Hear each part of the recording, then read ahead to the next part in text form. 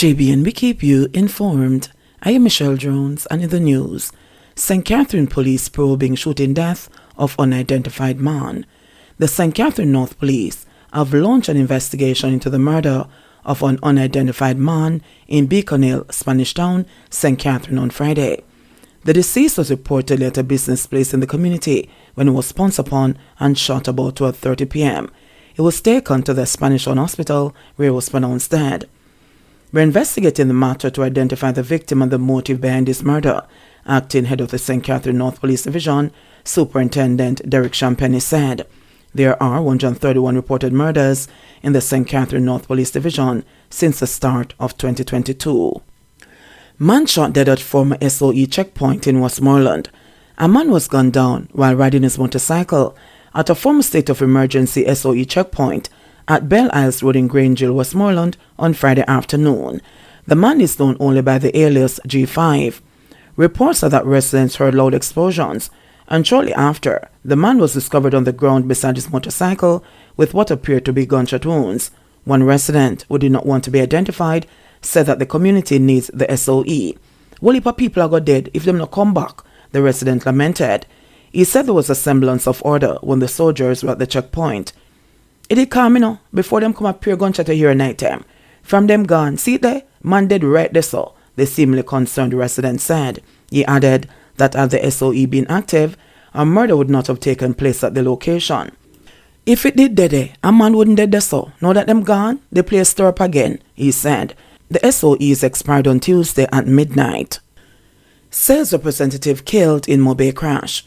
A 28-year-old sales representative died from injuries he sustained in a motor vehicle collision along a section of the Howard Cook Boulevard in Montego Bay, St. James, on Friday evening. He has been identified as Kemarley Gordon of the Springmoon community, also in St. James. Gordon was reportedly traveling on his blue 2002 Missile motorcycle along Howard Cook Boulevard towards Gantry Road about 4 p.m.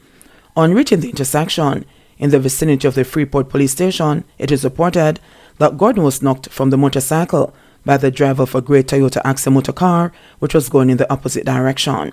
He sustained head and other injuries and died on the spot. PM Holness remembers the work of former JLP MP Russell Hammond. Prime Minister Andrew Holness has expressed condolences to the family, friends and colleagues of former Jamaica Labour Party Member of Parliament Russell Hammond. Reports are that Hammond died at the University Hospital of the West Indies on Friday night after ailing for some time. I'm deeply saddened to learn of the passing of former Jamaica Labour Party Member of Parliament for Westmoreland Central, successful businessman and philanthropist Russell Hammond, Holness said. Hammond, who was the managing director of Hammond's Pastry Place in Westmoreland, was first elected MP in Westmoreland from 1983 to 1989. He played a significant role in laying the foundation for the party's current success in the western parishes of Westmoreland and Hanover, being a very active member of the Area Council, Holness said. He was a stalwart and an example of selfless dedication to his country. His memory lives on through his legacy and in the hearts of those who knew him, he added. Body of mother of 4 found in shallow grave. Although neighbors heard 38-year-old farmer Karen Williams screaming for help during a dispute at her Mount Airy home in Westmoreland on Wednesday afternoon, the dead silence which followed did not arouse suspicion that the woman was being slaughtered. And after not seeing or hearing from her since, they were not expecting to find the body of the cannabis farmer in a shallow grave in the vicinity of her home on Friday morning. The Westmoreland police have now launched a manhunt for a common law partner who has only been identified as Junior as they probe her gruesome murder. Williams's children were all living with their father at a different section of Mount Airy, which is located on the edge of the resort town of Negril, first got an inkling that something was amiss after not seeing or hearing from their mother on Thursday. One of her daughters said that when she sent her brother to the house to check on their mother, he reportedly saw Junior, who informed him that Williams had gone to work, so he went back home. After several calls, her phone went unanswered. Her brother returned to the house on Thursday night. This time, Junior reportedly told him that their mother had returned home from work but had gone on the road. When he related this to his sister, she contacted the police and asked for their assistance to visit the home. Upon their arrival, the suspect reportedly fled the house and ran into bushes. A subsequent search of the dwelling led to the discovery of a blooded sheet. Residents of the community who said they last laid eyes on Williams on Wednesday morning before hearing her screaming late in the day, then joined relatives in search of her. On Friday morning, the woman's decomposing body was discovered in a shallow grave beside her small ganja farm near the house, with the throat slashed and parts of her body mutilated. The scene was processed and the body was removed. Kevin Ennis, the father of Williams' children, and with whom she was no longer intimately involved, was at a loss for words, hours after receiving the dreadful news. His 4 children she have. She was a very good person, a hard-working woman who cared for her children, and I can't find words to explain how I feel right now, he said solemnly. And he said that although he was one of the persons who raised an alarm that she was missing when he got the news that her body had been discovered in such a condition, he could not summon the strength to visit the scene. One Mount Airy resident said that Junior was walking around the area on Thursday trying to borrow pickaxe from neighbors. Westmoreland Western Member of Parliament Moreland Wilson also visited the community on Friday to express condolences to grieving relatives. It's a wider societal problem where we have to look at how young men are trained, what they learn, how they socialize, because a crime like this is quite difficult for the police to manage, maintain and control, Wilson said. We have to look to a sociologist or a psychologist to see what is really happening in our society, to see why this level of crime is being perpetrated, he added. Since the start of the year, at least 134 people have been murdered in Westmoreland, which is one of the island's 3 deadliest police divisions. No more careless gun threats, warns Malahoo Fort. Minister of Legal and Constitutional Affairs, Marlene Malahoo Fort, on Thursday sounded a warning to thugs who threaten or intimidate persons by claiming to have a gun, noting that the new firearms law makes provision for them to be prosecuted. She made reference to Section 18 of the new firearms law that speaks to persons seeking unlawful benefit by professing to have a gun or access to a gun. In many communities, you'll have the criminals who walk about telling the citizens that they must comply because they have a firearm in their waist and all kind of things, she said. I want to say to those who think that it is business as usual, those days are fast disappearing. Every law that is coming out of the parliament is well thought out.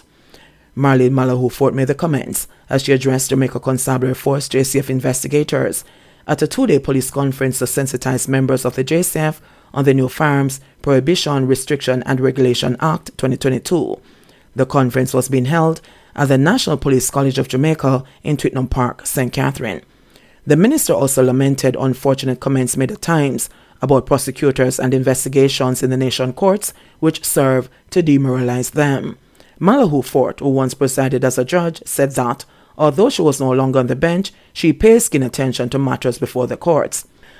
I find it unfortunate sometimes when I hear comments coming out of the court on the conduct of the prosecutors, on the conduct of investigators, because while I understand that there's a standard, it has to be proven beyond a reasonable doubt. Comments should not demoralize the force, she said. It is my hope that, going forward, whatever the issues that exist in the presentation of cases, whatever the concerns that are raised, that they are raised in a way that does not embolden criminals or demoralize the force, she added.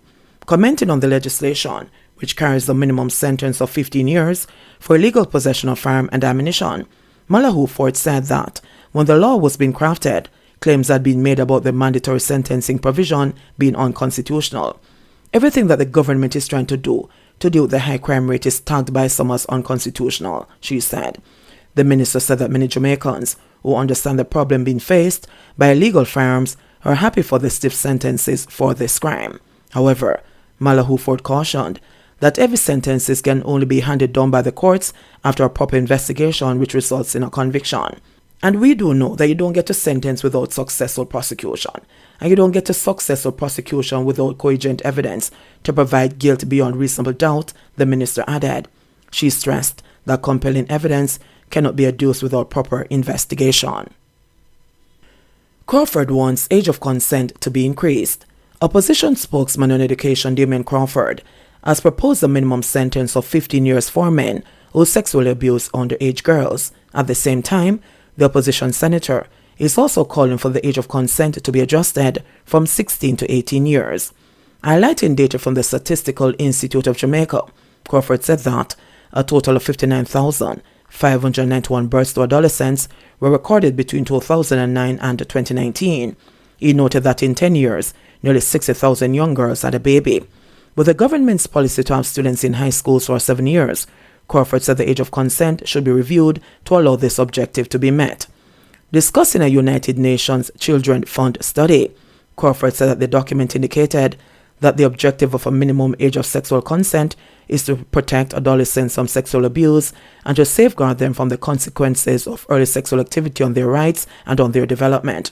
One of the consequences of early sexual activity is that the young girls will become pregnant and lose their future, Crawford said on Friday, while making his contribution to the State of the Nation debate in the Upper House. The UNICEF study, according to Crawford, stated that young adolescents may be lured into sexual activity by older adults in exchange for goods. You know, many of these nasty men out there buy fast food to lure little young girls suffering from the economic circumstances and poverty that they are in, Crawford said. If we want to extend the secondary experience to 7 years, we must consider the age of consent to be moved from 16 to 18, the senator insisted. Crawford also called for the establishment of a permanent pedophile registry. He also wants the government to equip the Center for Investigation of Sexual Offences and Child Abuse with enough staff to probe all underage pregnancies. He's suggesting that these investigators should be given the power to take DNA from suspects. If you have 60,000 girls in the last 10 years, at least 50,000 men should be in jail. That's how you bring down some of these criminals, said Crawford. University student faces murder charge. Detectives attached to the St. Andrews Central Criminal Investigation Branch have detained a university student for questioning in relation to a murder committed in the division. This was disclosed on Thursday in the Kingston and St. Andrew Parish Court following an habeas corpus application by the detainee's attorney. The 20-year-old male was taken into custody on November 29, sometime after midday, but did not undergo a question and answer session. He is a suspect in a murder which was committed on November 7.